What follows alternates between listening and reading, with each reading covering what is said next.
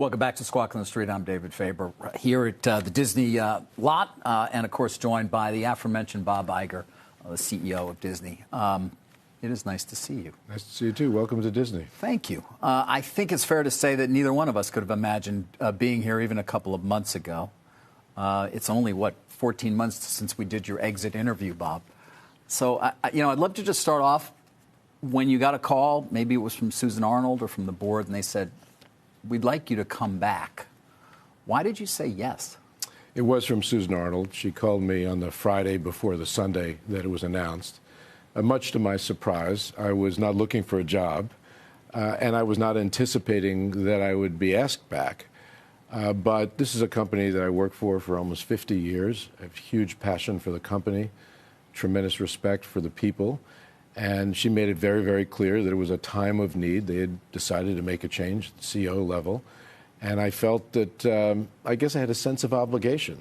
And I also wanted to help them not only transform the company during, I think, a pretty critical time, but I wanted to help them succeed at succession, which is quite important to me, too.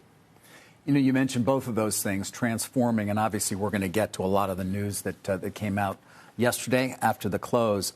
But I've talked to any number of executives in the business who think 2 years isn't enough time for you to do that. That, you know what, you're back. You're going to be here for 5. You're going to be here for more than 2 years. The things you began just yesterday with the announcements that we're obviously going to get into can't see fruition in 2 years. How do you respond to that? Well, my plan is to stay here for 2 years. That's what my contract says. That was the agreement with the board. That would be my preference as well. Why your preference? Well, look, I'm going to be 72 years old tomorrow. I've put in almost 50 years. There are other things in life that I'd like to do.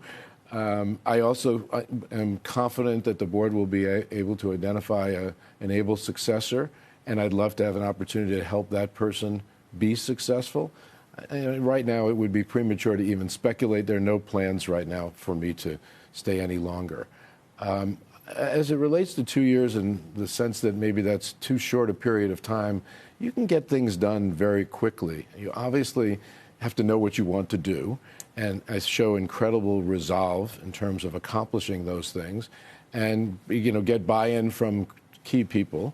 And I think we've already demonstrated in what has been just over 2 months since I came back that you can make a lot of changes very quickly. So your belief is 2 years is enough time for you to see through some of the things you announced yesterday, the cost cuts, obviously, the reorganization that has taken place, and any number of other efforts that are underway?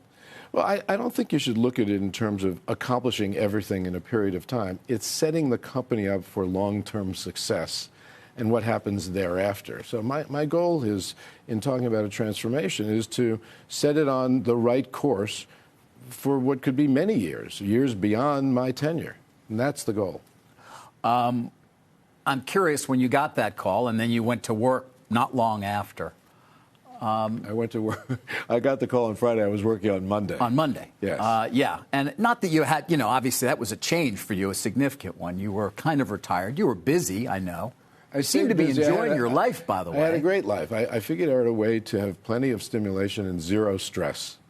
And so then you decided to take this job? Well, again, it was a sense of obligation. It was the love that I have of this company and the appreciation that it was a time that the board really needed me to come back and help them, deal with certain issues that were very important, not just to them, but to shareholders.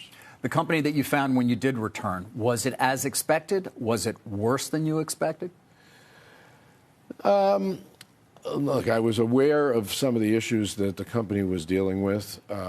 It's a challenging time for many companies, particularly given what, the global pandemic and macroeconomic issues, and of course, as it relates to these businesses, all the disruption. I would say it was as expected. It was? Yeah, there were. I watched close. I was close enough in terms of my observer status being out to have a sense for what was going on. Yeah, I knew there were no surprises.